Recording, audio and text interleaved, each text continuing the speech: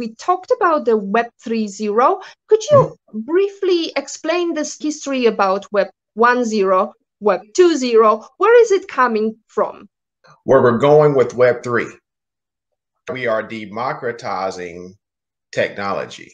We are leveraging, so Web 3 is essentially, how I explain it is, it's the collision course between technology such as artificial intelligence, such as AI.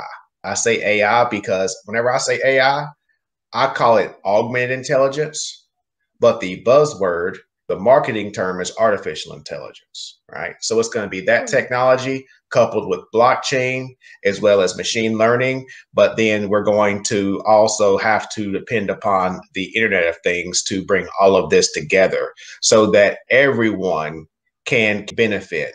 It's going to lead, in my opinion, my utopia is going to lead more equality, more diverse and inclusive individuals, more diverse and inclusive organizations. There's one thing we're working with at SIDTech. We're actually going to create what we call a DAO, a decentralized autonomous organization. A decentralized autonomous organization really has no leadership. It's ran by the people. The decisions are made based on a voting system, based on a consensus method, a consensus mechanism by the people.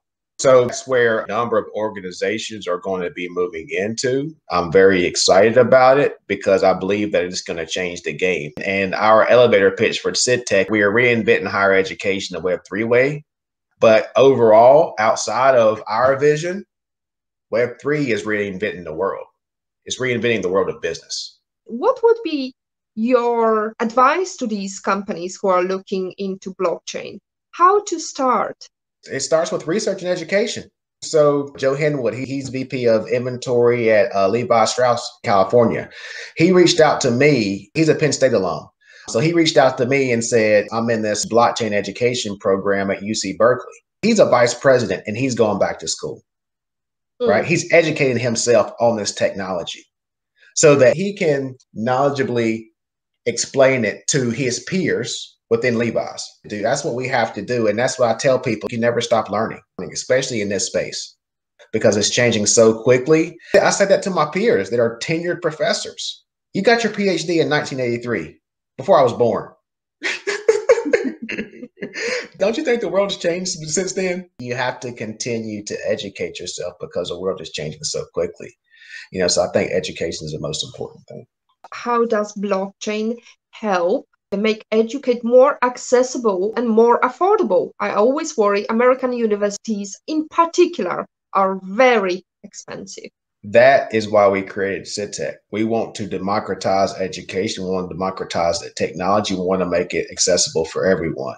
So we're creating a platform, like I said, regardless of where you are in the world, regardless of what institution you go to, regardless of what major that you're in, you can access this platform. You can be a SIDTech ambassador and you get rewarded for it in utility tokens that you can use on this platform that you can use to collaborate with your peers to create and innovate. You're going to get rewarded in governance tokens.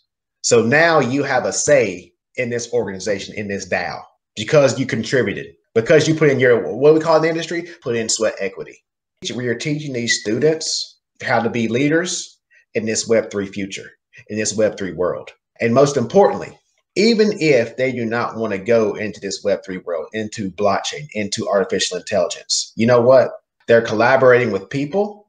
They're collaborating with people around the world. They're collaborating with people from different disciplines because that's what's going to be required once they go into whatever industry they go into. That's our vision. I think if you want to learn, if you want to create, and if you want to get compensated for that forever, because it's going to be on a smart contract, if you create a solution, we're here.